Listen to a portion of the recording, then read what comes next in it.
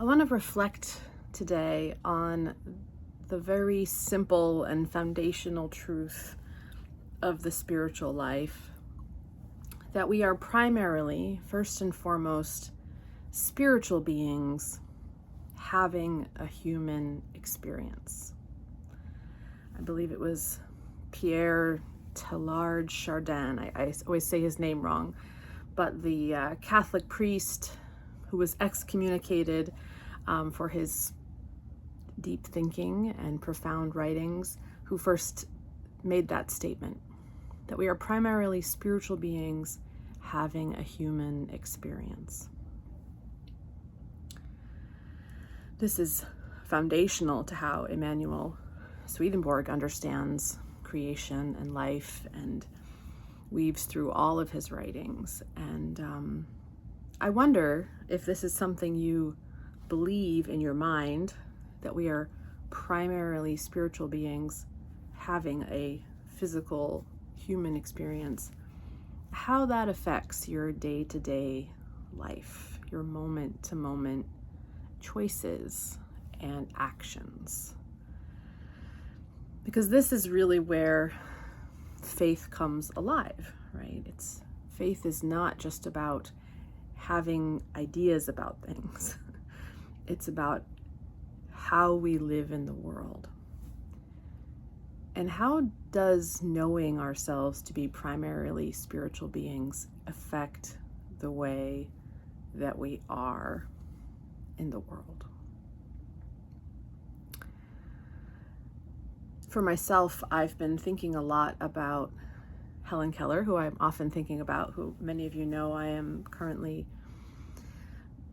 casting a vision and creating a new kind of community around her life and her story.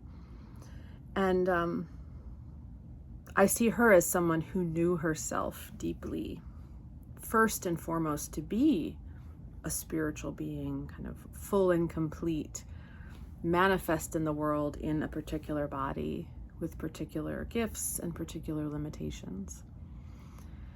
And one of the things that Helen understood and that she articulated was that life for her was not just about happiness or pleasure or satisfying the pleasures of this material body.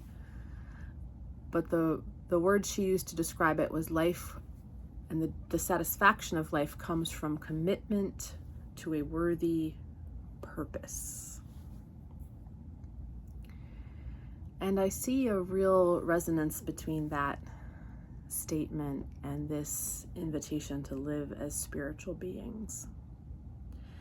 If we really know ourselves to be spiritual beings, then the first thing we have to let go of is the idea that we are here primarily to satisfy the pleasures and comfort and security of our flesh. It's definitely very easy to fall into that trap, and we might understand the history of civilization as a history of a people kind of working very hard to satisfy and make more secure this earthly experience, this material experience. A huge part of our humanness wants that, and it's not a surprise. We can have our flesh gives us a lot of pleasure, and we want our flesh to be healthy and well and secure. So all of that impetus is not wrong or bad.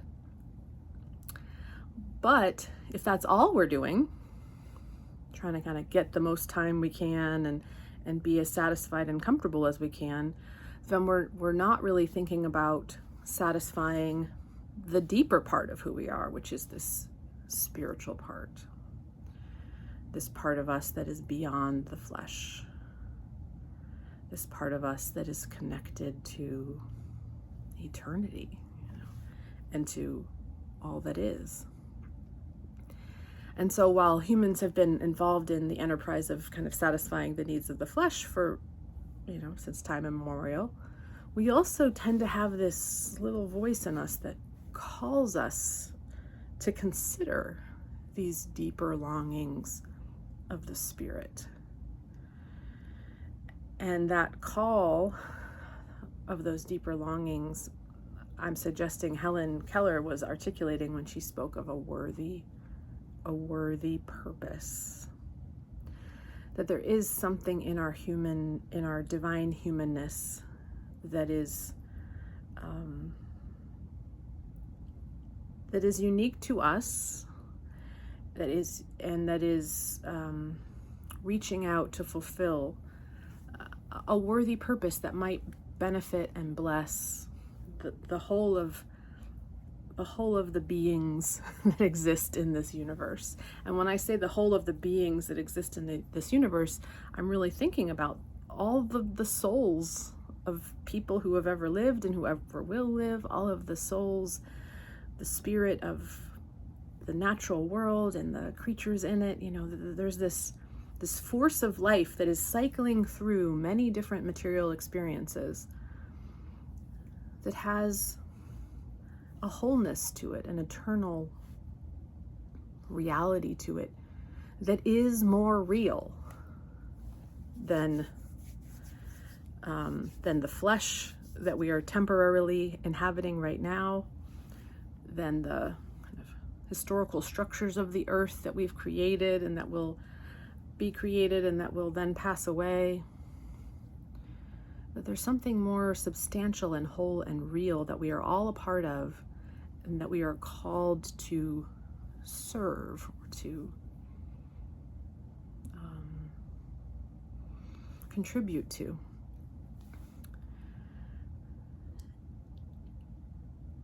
One of the theological frames that really kind of gives some structure to this idea is the Swedenborgian understanding that God is this universal human form, that God is eternal and always and unchanging, and we're all a part of that totality.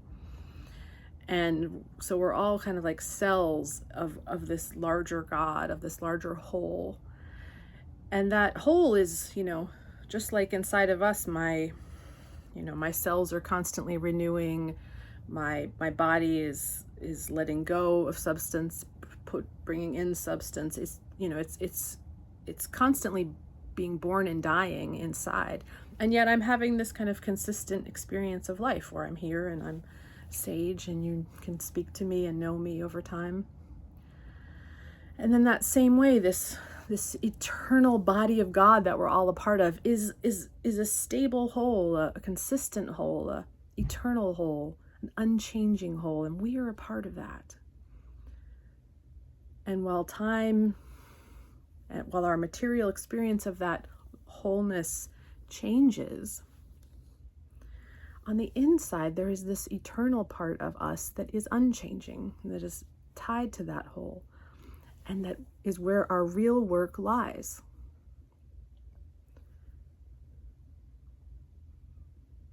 Receiving and appreciating and responding to that eternal spark in us that isn't concerned necessarily with material pleasure or safety, but is concerned with this mysterious idea of a worthy purpose, of being fully who and what we are and contributing to the whole through this invitation to love.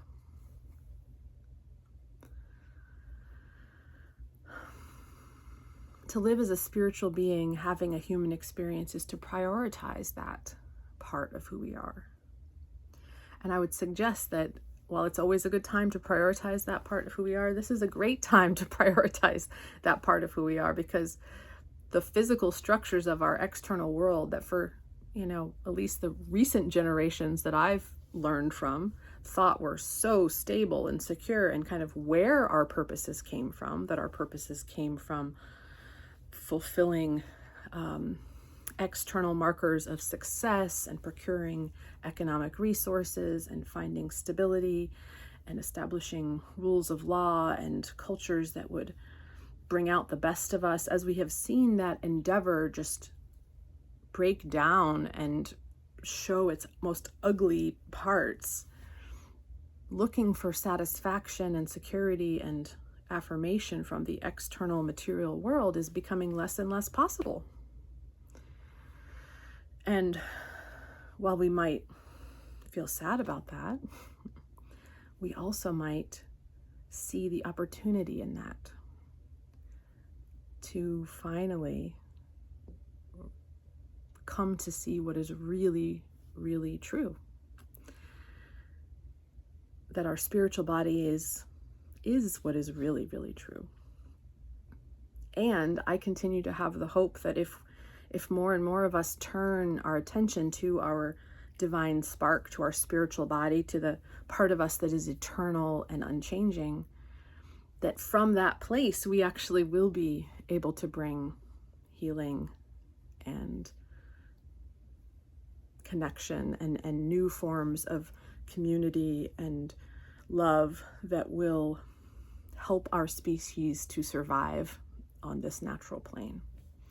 Survive and potentially thrive into a new era of relationship and connection and peace, into that new era, that holy city, New Jerusalem, that the Bible promises. So that's my invitation for today, friends. And I pray that in your day you take time to nurture your own spirit, that you take time to consider that you might actually be an eternal being that has always existed and will always exist. And that part of you is fearless and confident and powerful and full of love and possibility. May you know this more and more. And may we know this part that exists in each other as well. All right. Many blessings, friends.